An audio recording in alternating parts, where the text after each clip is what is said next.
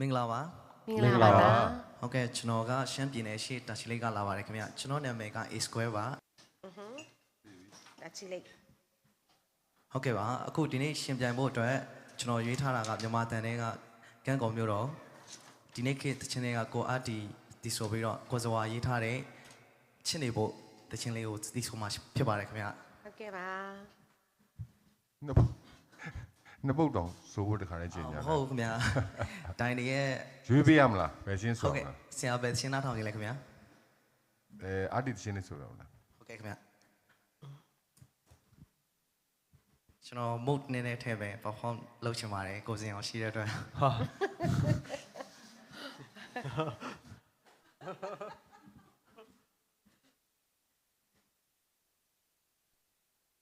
မင်းလေးရှောင်းမဒီကဘာချင်းလင်းနေမင်းစကားတဲ့ဟာဒီကဘာရဲ့တဲ့ချင်ပဲမင်းစီရောင်းနေကဘာခွေလုံးစီချေမင်းထွက်ကပြတွေကဘာနေရွှေဖွယ် မင်းနဲ့ຫນွေရဲ့အရာတိုင်းလွမ်းချုံနေမင်းမြပြင်းချင်စုံစမ်းကရွှလွင်ခဲ့အချစ်တစ်ခုကိုလေဒီလိုမျိုးကိုခွဲခဲ့မင်းလေးမြင်နိုင်မှာပါချင်ရဲ့ကိုရဲ့ရင်ထဲဝင်ခွဲမြင်လေမင်းတို့ဆိုဘဝကိုပုံပေးလဲမလုံးလုံးသေးပဲမင်းတို့ဆိုဒီတပုတ်ကိုကပေးဆက်ချင်လို့ကဘာတခုလုံးရင်နေဆုံးကိုမင်းစိတ်ကြိုက်တော့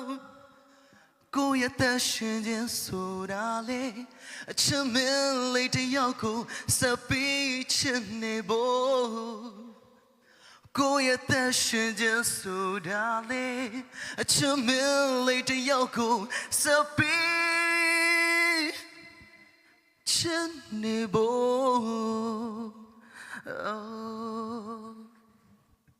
โอเค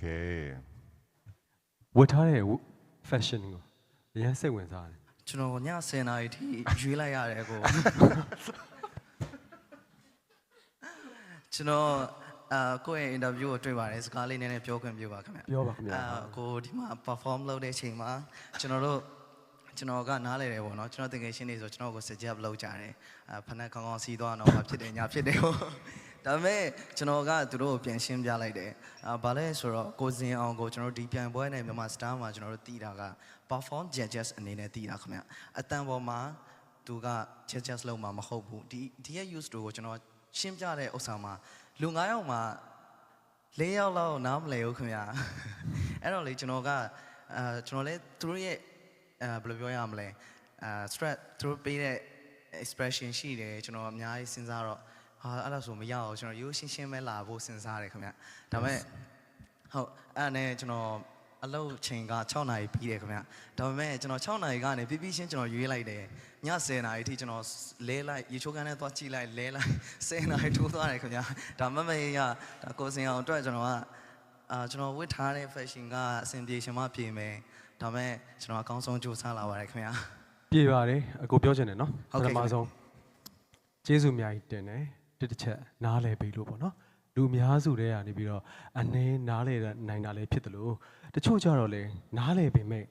လူအများစုပြောနေတဲ့ဟာမှာဝင်မပြောတဲ့သူတွေအများကြီးရှိတယ်အဲ့ဒါကိုအကုန်နားလဲတယ်အကိုကိုဝေဖန်လေအကိုကအရန်ကြိုက်တဲ့တဲမှာပါတယ်ဘာလို့လဲဆိုတော့လွန်ခဲ့တဲ့10နှစ်ခတည်းကအကိုကို social media တိတ်မခစ်စားခင်ကတည်းက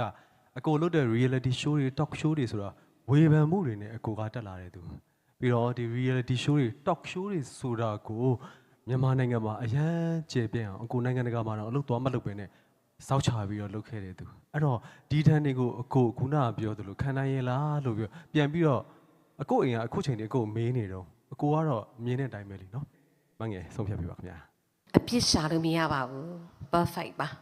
thank you ပါချင်းငယ်ကိုတက်ရှိလိမ့်မှာလာရင်အဝေးကနေပဲကြည့်ခဲ့ရတယ်ခင်ဗျာ ဟုတ်လား ဟုတ်ကဲ့ အနိကကြည့်တော့လှတယ်ပေါ့ အနိကလည်းရမ်းချောပါတယ်ဦးရန်ကျော်လည်းချောတယ်ခင်ဗျာ thank you ပါ ဦးရန်ကျော်ကချင်းငယ်နောက်မှာဆိုရင်ချင်းငယ်ချင်းဆိုရင်စာရွက်တွေလာကိုရင်ကျွန်တော်တို့ဝန်ထမ်းတွေဆိုတော့လုပ်ပေးရတယ်ခင်ဗျာ အော် အဲ့ဆိုရင်အရန်ချစ်တာပဲပေါ့ဦးရန်ကျော်ချစ်တာလည်းအရန်သဘောကျပါတယ်ချင်းငယ်ကိုအရန်ချစ်တယ် အကိုလည်းဒါကြီးလေးကိုမြင်လာလို့မတွေ့ဘူးလား ကြည်စမ်း ကိုတော့မတွေ့ကြည့်ဘူးခင်ဗျာ ဟုတ်အကို MC နင်းနဲ့ပဲဟို GGH ကိုလာလေ Okay အမလေး ဟုတ်ကဲ့ဆရာလည်းလေးစားပါတယ်ခင်ဗျာ ရှေ့အောင်နှောင်းပြည့်တွေပြောလိုက်ကြတာဆို Okay အ နောက် ကိုတို့ဆရာအောင်မချုပ်လား Okay ဆရာလည်းအရန်မိုက်ပါတယ်ခင်ဗျာ ဟိုကလေဆရာတော့ yes ပါတော့နောက်အဆင့်နေတယ်ဒီတဲ့ ကျေးဇူးပါဆရာဟုတ် အမောတကြအကိုအတွက်ကိုပြင်ဆင်လာဆိုလို့အကိုက yes လို့ပြောလိုက်မယ်ဆိုတော့အကိုကမပြောဘဲနဲ့အရှိက